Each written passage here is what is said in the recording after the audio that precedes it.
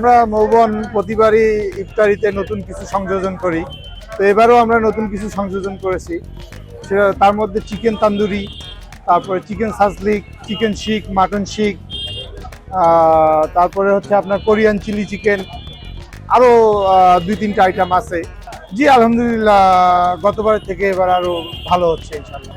দাম আমরা মৌবন শুরু থেকে এ পর্যন্ত কাস্টমারের সাধ্যের মধ্যে আমরা রিজনেবল প্রাইসে বেচছি।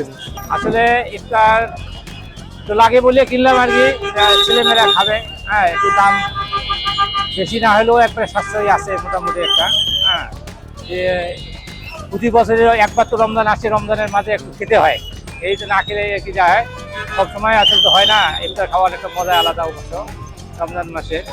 এই আর কি, দামটা মোটামুটি একটা সহনশীলতার মধ্যে আছে।